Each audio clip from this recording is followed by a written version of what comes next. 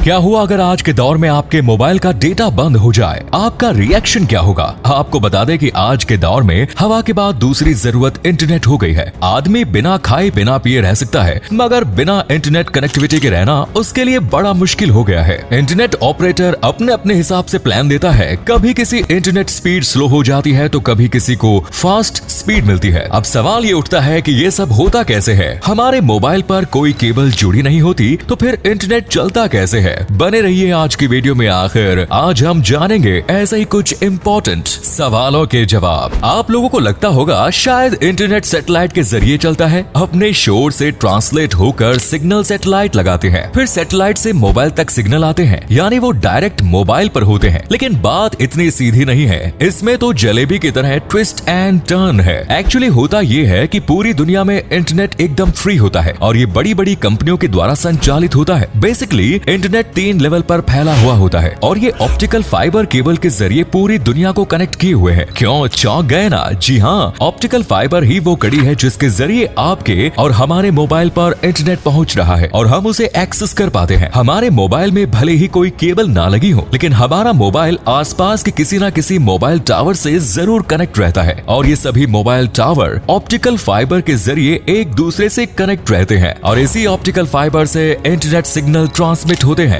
तभी तो जब भी कभी आप नेटवर्क कमजोर होता है, सिग्नल नहीं मिल रहे होते हैं, तो आपके मोबाइल में कोई टावर भी शो नहीं करता, यानी फिर कमजोर टावर भी होते हैं। इसका मतलब है कि टावर से आने वाले सिग्नल वीक होते हैं। तो आपके मोबाइल तक जो सिग्नल पहुंचता है, फाइनली वो सिग्नल 3 डिफरेंट कंपनी से होकर चलता है। पहली होती है टायर 1 कंपनी। ये वो कंपनी होती है जिसने पूरी दुनिया में समुद्र के भीतर अपने ऑप्टिकल फाइबर केबल बिछा रखी है और इसमें लगभग दुनिया के हर देश को कनेक्ट करके रखा है। यानी आपकी कंट्री से भी ऑप्टिकल केबल कनेक्टेड है। कंट्री से कनेक्टेड ऑप्टिकल केबल देश के हर स्टेट से कनेक्ट होती है और स्टेट के जरिए हर सिटी तक ऑप्टिकल फाइबर की पहुंच होती है। फिजिकल डेमोन्स्ट्रेशन के जरिए इसे और भी बेहतर तरीके से समझ सकते हैं। तो आइए देखते हैं, ये जानकारी बड़ी ही इंटरेस्टिंग होगी जब हम ये जानेंगे कि जब तक हम इंटरनेट को पहुंच जाता है, लेकिन जैसा जो हम पैसा पे करते हैं वो कहा जाता है, तो इससे प्रक्रिया की शुरुआत होती है। सबमरीन केबल या फिर ऑप्टिकल फाइबर केबल से जो बड़ी बड़ी कंपनियों के द्वारा पूरी दुनिया के समुद्र में बिछाई जाती है। ये जो आप केबल देख रहे हैं, इसमें एक केबल में बाल के बराबर की मोटाई का तार होता है। एक तार में ऐसी सैकड़ों केबल होती है और हर एक केबल कम से कम 100 Gbps की स्पीड को कवर करती है, यानी इससे जो सिग्नल होकर गुजरते हैं उनकी बैंड स्पीड 100 Gbps की होती है। जो कंपनी पूरी दुनिया के समुद्र में इस तरह के सबमरीन केबल को बिछाने का काम करती है, उनको टायर 1 कंपनी कहते हैं। टाटा कम्युनिकेशन हमारे हिंदुस्तान में इस तरह की एक टायर 1 कंपनी है। ये कंपनी अपना इन्वेस्टमेंट करके समुद्र में इस तरह से केबल बिछाती है। अब अगर आप ये देखना चाहते हैं कि पूरी दुनिया में कहां कहां किस तरह से सबमरीन केबल बिछी हुई है, इसे जानने के लिए वेबसाइट है submarinecablmap.com। इस मैप के जरिए आप जान पाएंगे कि किस तरह से पूरी दुनिया में सभी कंट्रीज के आसपास समुद्री मार्ग पर सबमरीन केबल का जाल बिछा हुआ है। अगर हम अपने देश के मैप पर गौर करें तो हमारे देश में सबसे ज्यादा इन सबमरीन केबल की लैंडिंग मुंबई में है। मुंबई एक ऐसा शहर है जहां जियो, एयरटेल, आइडिया जैसी बड़ी बड़ी कंपनियों ने पूरे भारत में अपने टावर फैला रखे हैं। इन्होंने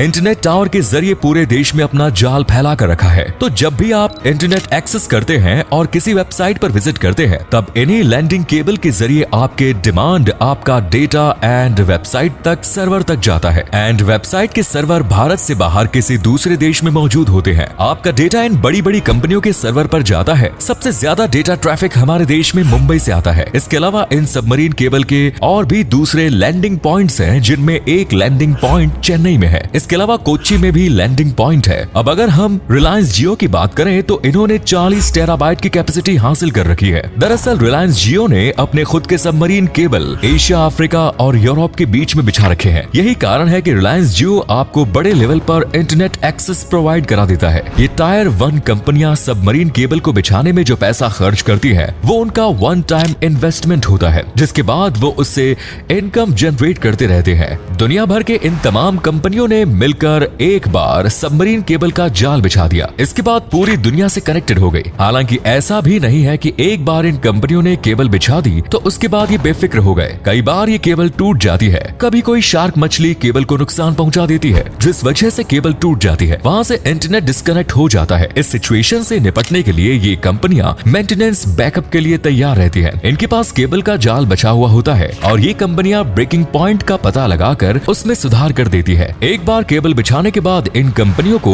उन केबल को कंटिन्यू मेंटेन भी करना होता है। इसके बाद इस पूरे डेटा डिस्ट्रीब्यूशन सिस्टम में शुरू होता है टायर 2 कंपनियों का रोल टायर 1 कंपनियों से। ये कंपनियां जीबी के हिसाब से डेटा लेती है और उसी के हिसाब से उन्हें पेमेंट भी कर देती है। इसके बाद जितनी भी पेमेंट कंपनियां करती हैं, उससे ज्यादा पैसा जोड़कर आगे की सेल के लिए डेटा की कीमत डिसाइड करती है। टायर 2 कंपनी से होकर डेटा हम तक पहुंचने से पहले टायर 3 कंपनी तक पहुंचता है। जैसे हाथवे, टिकोना कंपनियां सीधे यूजर तक डेटा पहुंचाती है। कुल मिलाकर ये फंडा है, इंटरनेट तो फ्री होता है लेकिन उसे पहुंचाने के लिए जो सेटअप बिछाया जाता है उसकी कीमत उस सेटअप की होती है। रिलायंस, जियो, आइडिया जैसी टायर 2 कंपनियों ने भी अपने टावर लगाए हैं और ये सभी जगह अपनी केबल बिछाई है। टावर को केबल से कनेक्ट किया गया है। अब ये तो आपको पता ही होगा कि रिलायंस 4G कनेक्टिविटी लेकर आया है, लेकिन इसके पीछे इस कंपनी की 5 साल की पूरी मेहनत थी, क्योंकि वो इतने समय से देश के सभी जगह केबल बिछा रहा था। कभी कभी इंटरनेट की स्पीड अधिक होती है और कभी किसी जगह पर इंटरनेट की स्पीड बहुत कम होती है और कहीं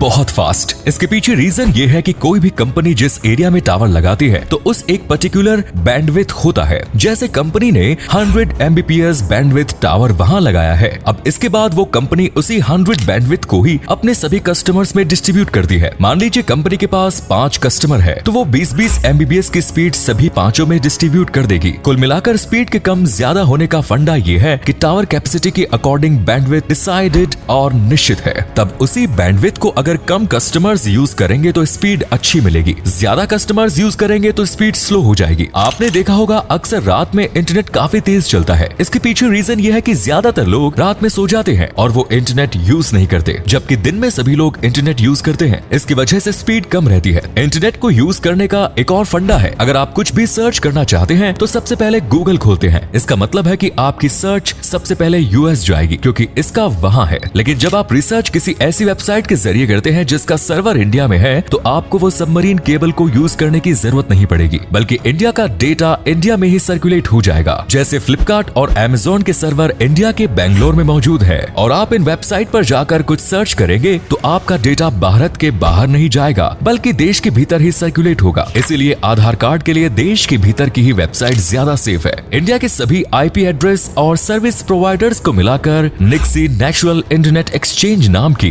वेबसाइट बनाई गई है, जिससे कि इंडिया का डेटा इंडिया के भीतर ही सर्कुलेट होता रहे, क्योंकि आज की दुनिया में डेटा सिक्योरिटी और डेटा प्राइवेसी की इंपॉर्टेंस बढ़ गई है। डेटा आपकी आईपी एड्रेस से होकर जितनी जगह जाएगा वो हर जगह अपनी इंफॉर्मेशन छोड़ जाएगा। तो आगे से जब भी आप इंटरनेट यूज करें तो डेटा को लेकर हमेशा सतर्क रहें। तो दोस्तों, आपको ये जानकारी कैसी लगी, आप अपनी राय कमेंट्स में जरूर दें। वीडियो को लाइक करें, शेयर करें। धन्यवाद।